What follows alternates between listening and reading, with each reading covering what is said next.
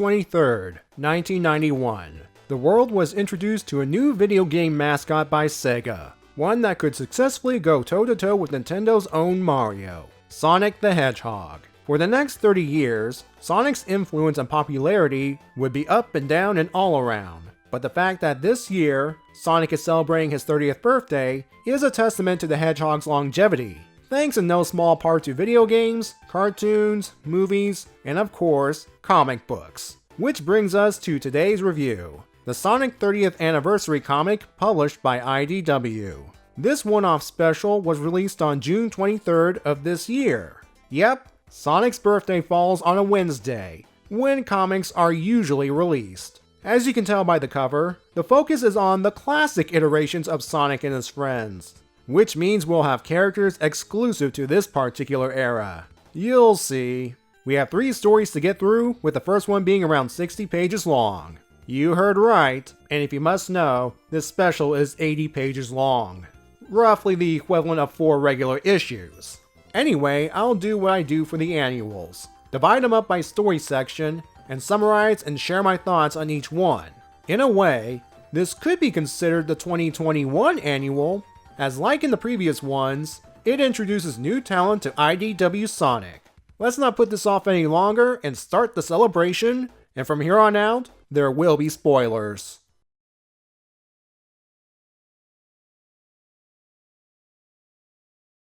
The story begins with Sonic, Tails, and Amy in Spring Valley Zone, having a good time smashing badniks. They soon come across a Chaos Emerald out in the open. Must be one of the Game Gear games. Before claiming it, Metal Sonic arrives and takes it for himself. He then leaves, disappointing Sonic since he was hoping for a race, or a battle, or both. Amy, and then Tails, give Sonic an aerial boost, hoping he can reach his doppelganger, but Metal activates his boosters and escapes. Not to worry, Sonic will be saved by his best buddy, Knuckles? There's a reason he's here. We flash back to him chilling on Angel Island until a rabbit arrives with a Chaos Emerald. Another one out in the open. That's sure to attract trouble, and it arrives in the form of Metal Knuckles. The two fight each other until Metal Knuckles slices down some of Mushroom Hill's shrooms. Knuckles prevents one from falling on the little animals, allowing his robotic doppelganger to escape with the emerald. He gave chase until he witnessed the Metal Sonic situation, which brings us to the present.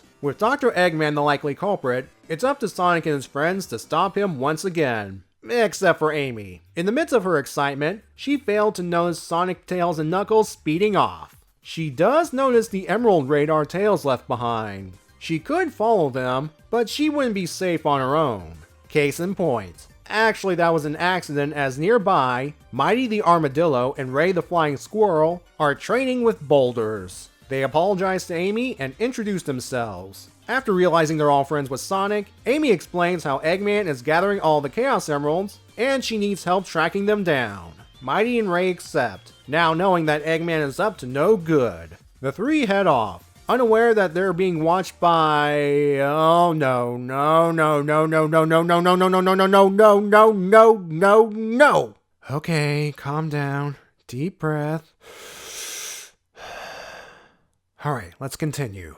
Sonic, Tails, and Knuckles are in Summer Fall Zone, looking for emeralds the old-fashioned way, and voila! Unfortunately, they have company. Not any of the metals, but the trio of Fang the Sniper, Bean the Dynamite, and Bark the Polar Bear. Also known to some among the fandom as the Hooligans, though they're not referred to as such here. They are indeed gathering emeralds for Eggman, and we get a 3-on-3 confrontation. Knuckles vs. Bark, Sonic vs. Bean, and Tails going after Fang.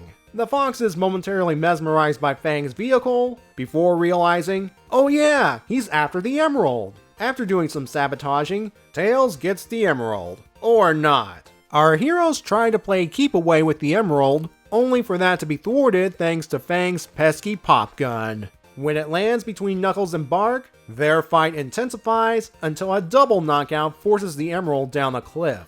Rather than sticking around, the Fang Gang, yes, I'm going to call them that, don't at me, are heading off to find the other emeralds. The Sonic trio decide to tail them since they assume the yellow emerald will remain at the bottom of the cliff. when in reality, the emerald landed on top of Mighty's head. So in a way, the good guys scored an emerald. Amy begins tracking another emerald, and the three continue their journey, all while being observed by the Tails doll.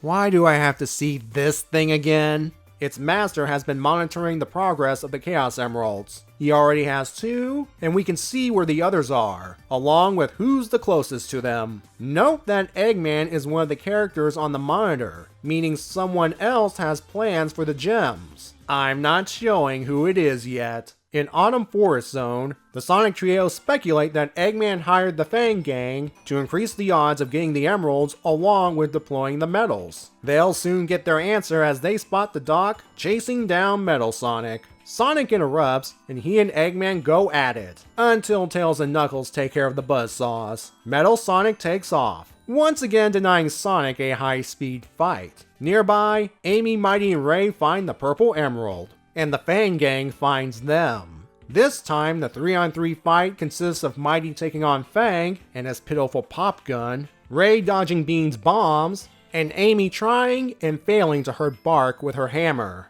When Fang calls for Bark's assistance, he easily hangs Amy on a tree branch. The fight between Mighty and Bark shows, while the former is strong as Knuckles, he lacks his brawling skills. Ray uses one of Bean's bombs to scare Fang and Bark away. At the same time, it dislodges the purple emerald and Amy from the tree. Ray catches her, but his save is blown to smithereens. Bean celebrates this victory as he holds the purple emerald. However, this one doesn't last as Metal Knuckles arrives and steals it. All 6 of them chase the robot, but it's too darn fast. They do run into the Sonic Trio, and it captured Eggman. The Doc has some explaining to do. Through him, we learn who's the mastermind behind this plot, Heavy King. Eggman rebuilt him to be his chief robotic commander and lead his forces into battle, while he focuses on inventing and researching. Unfortunately, Heavy King wanted control over everything, so he reprogrammed the robots to serve only him and kicked Eggman out of his own base. Eggman tried to thwart Heavy King's plans for the Chaos Emeralds by hiring the Fang Gang to find them first,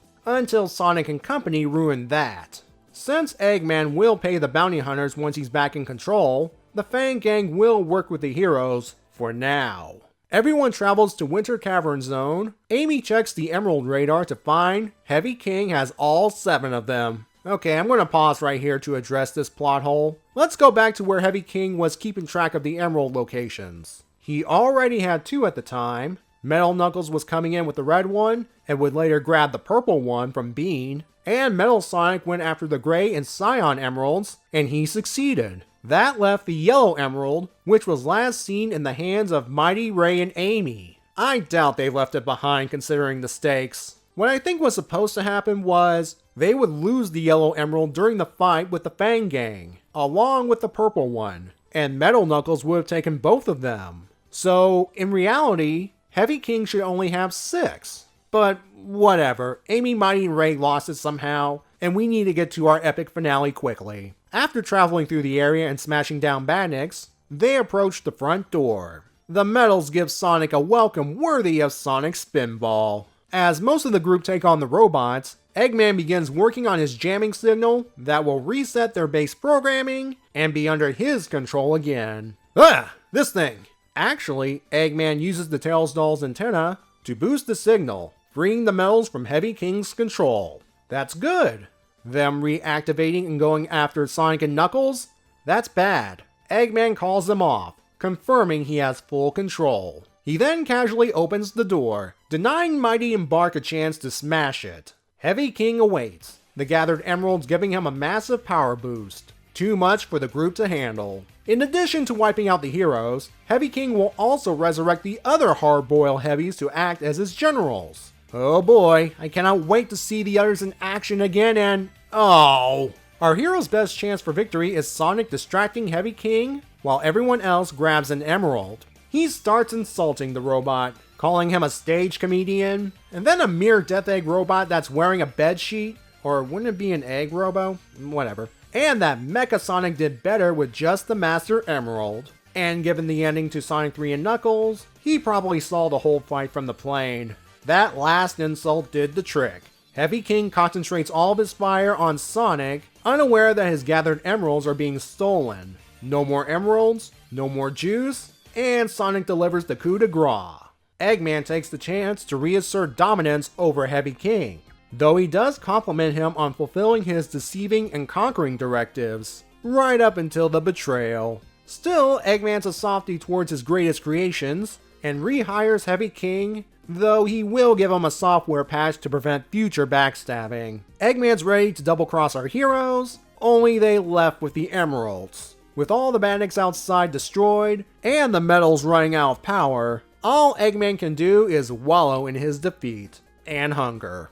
And would you do me a favor, Eggman, and burn that orange monstrosity? Replace it with the Metal Tails if you like. Outside, everyone plans to scatter the emeralds once more. The Fang Gang take the purple one as payment, and they ride off to go get their bike fixed. Knuckles will take the green emerald back to Angel Island. Mighty and Ray will take the cyan and gray emeralds and split them up before heading off to do more training. This leaves Sonic, Tails, and Amy to hide the last three. Sonic and Tails take the time to thank Amy for her help.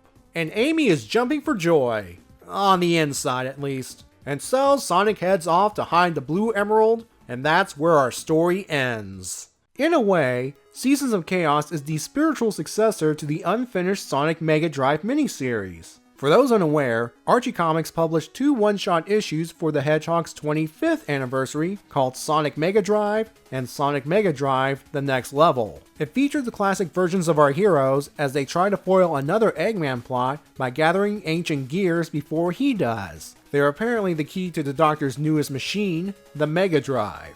The end of The Next Level had Eggman getting all the ancient gears, and our heroes going off to gather the Chaos Emeralds to counter them. There was supposed to be a third and final book called Sonic Mega Drive Overdrive, but it was cancelled due to Archie losing the Sonic license. I hope someday IDW can finish the saga. Anyway, Mega Drive felt like a classic game in comic form with our heroes going through levels, fighting an Eggman boss at the end, and acquiring the MacGuffin. Even the end of The Next Level felt like the bad ending to a game if you didn't collect all the Chaos Emeralds. Since Ian Flynn worked on both Mega Drive and this story, similarities would pop up.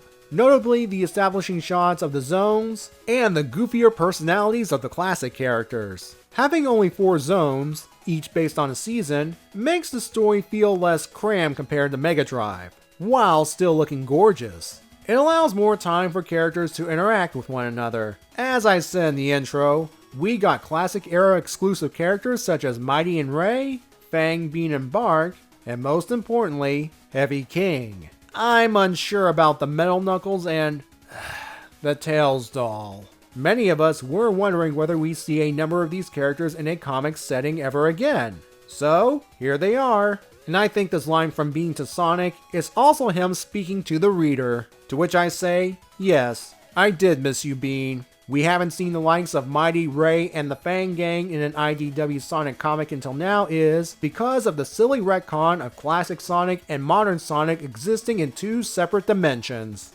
And that there are characters exclusive to each era for the time being. While every character has their moments, there seems to be a little more emphasis on Amy. I'm fine with this. Classic Amy was left out of the Sonic Mania festivities with the exceptions of this, and her appearance in the final Sonic Mania Adventures short, where she delivered a dejected Metal Sonic back to Eggman for the holidays. It's probably because she doesn't have the same skills as the other 5 playable characters. She probably doesn't even have the basic rolling into a ball and hitting enemies trick. Just her hammer. Basically her moveset from the Sonic Advance series. At least here, she's trying to help out, even recruiting Mighty and Ray into the adventure. And Bark showed kindness to her by loaning his scarf in Winter Caverns. On the subject of Sonic Mania, making Heavy King the main thread of the story expands on something established in the game, that he is just as treacherous as Eggman. Some examples of this include him trying to take the Master Emerald from Knuckles, and then there's the Super Sonic fight where it's a 3-way between him, Sonic, and Eggman over the Phantom Ruby. At least by the end of the story, Eggman will put in subroutines to prevent future betrayals. Wait a second. A powerful Eggman creation usurps the Doctor and takes control of his army, then goes after the Chaos Emeralds to achieve ultimate power, while groups of 3 try to stop him while occasionally battling each other. I know there's something familiar about all this, but I can't quite put my finger on it. To no one's surprise, there are callbacks and Easter eggs throughout the story, not only from Sonic Mania and Sonic Mania Adventures, but games like Sonic 3 and Knuckles. One Easter egg is unfortunately missable. Reggie Graham, who colored the story, revealed on Twitter that Eggman had 2 arcade cabinets, one for Sonic the Fighters and one for Sega Sonic Arcade. It's in the scene where Heavy King attempted to attack Eggman in his sleep. In the finished panel, the text box is covering the Sega Sonic Arcade cabinet. Yeah, that sucks. Overall, this is a good story to celebrate the Hedgehog's 30th anniversary. The art is consistent and captures the classic era well, and multiple artists worked on it. And the characters are a hoot, especially from the ones we haven't seen in a while. And I don't know about you, but I can hear Sonic's OVA voice coming out of his mouth during this story. So now we can get down to the real fight. The last Sonic standing will be the winner. The only big issue is the previously mentioned Yellow Emerald plot hole, but if you can look past that, or at least try to, you'll have a good time reading this story. And guess what? We're not done yet. All of this is just story number 1. Told you it was a biggie. There are 2 more in this special, both of which are much shorter. So, let's move on.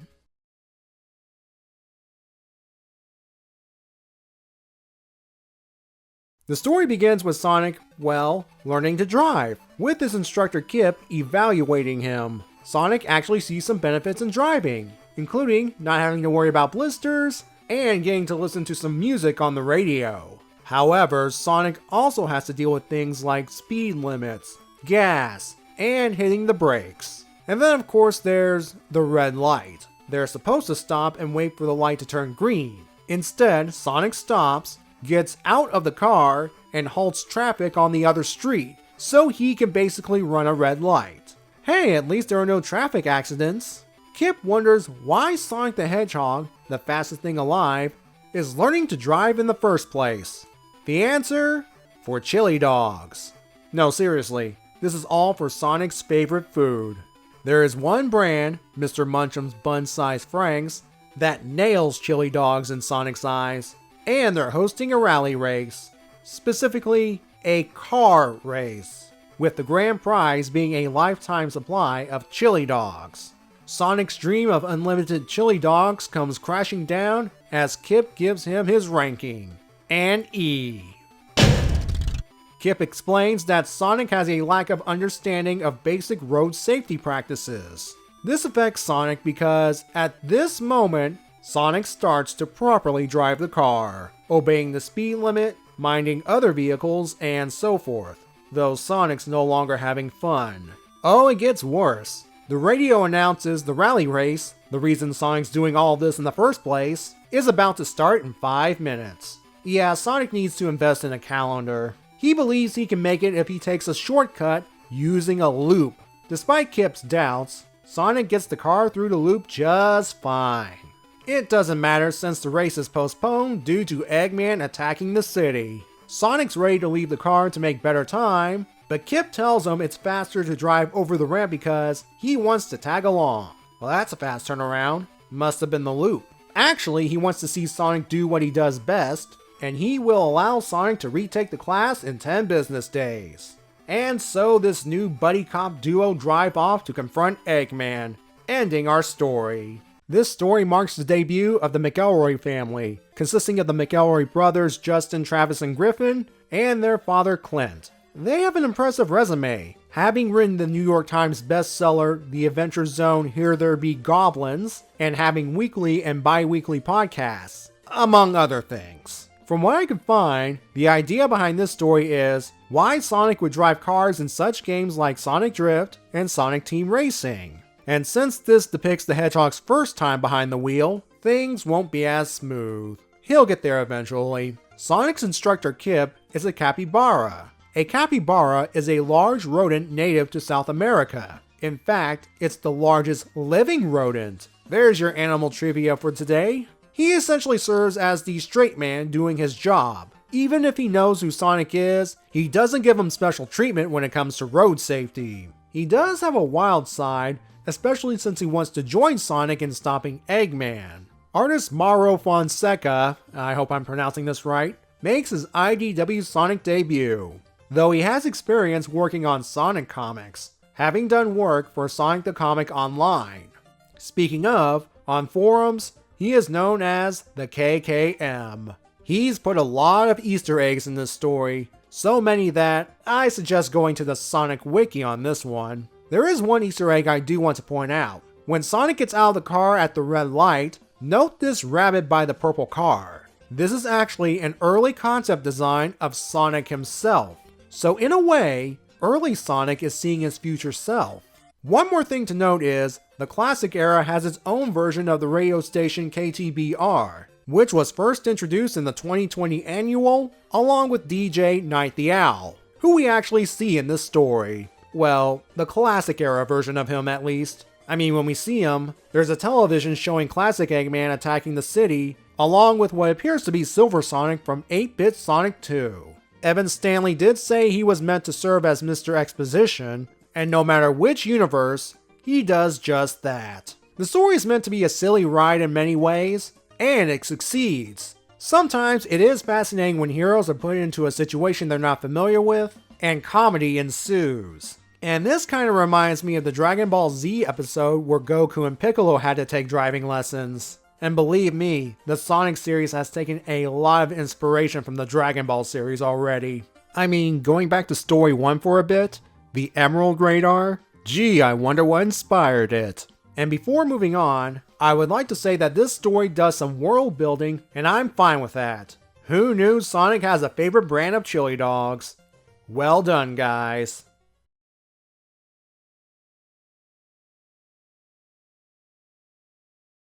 Our final story begins with Eggman waking up and going through his morning routine. Oh yeah, this is what you wanted to see, right? A shirtless Eggman. His mood turns sour when he realizes today is his birthday. I don't get it. Most of the time people are excited for their birthday. Well, he's not happy about it because every year, his Badnik army throws him a celebration, complete with arts and craft gifts, and games like Smash the Sonic Pinata. The more Eggman tells them to cut it out, the more they are encouraged to do this sort of thing. I guess Eggman thinks celebrating his birthday is a waste of time. This year, he's just ready to get it over with, only when he walks around his base, he finds it deserted. He assumes it's a surprise party this time, but no, it is empty. He is surprised to find his forces, led by the hard-boiled heavies, attacking Sonic without his authorization. He scrambles to fly out to them while ordering them to abort the attack. As they prepare to attack, they chant for Eggman's birthday.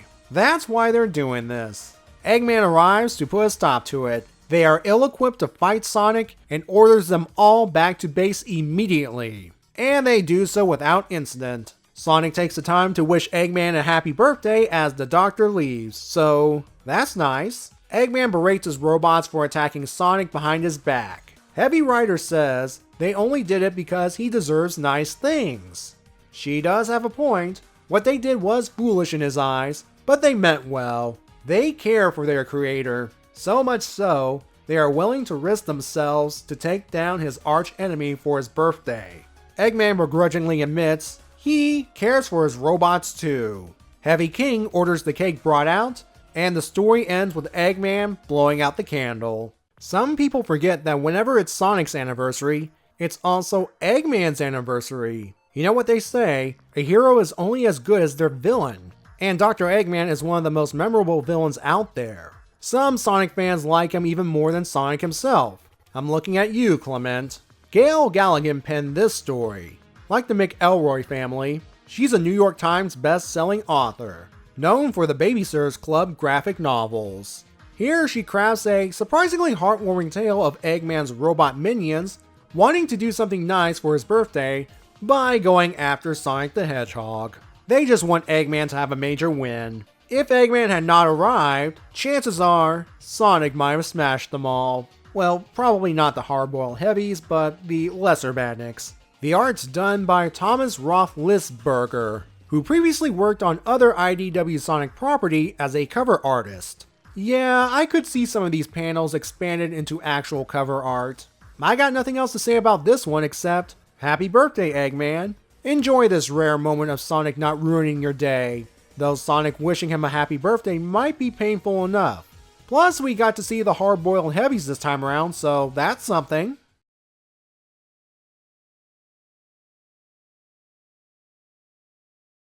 After reading this special, I have this to say. Can we have a spin-off series set in the classic era? Or at the very least have some specials and miniseries?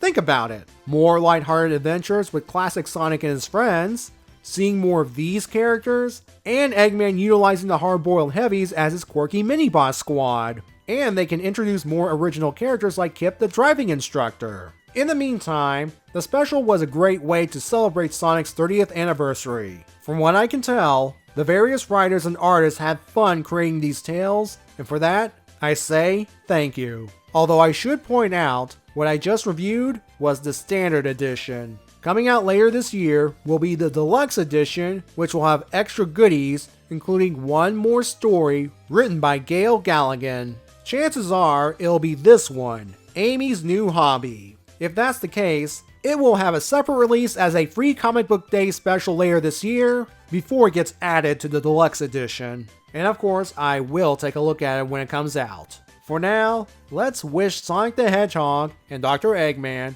a happy birthday, everyone.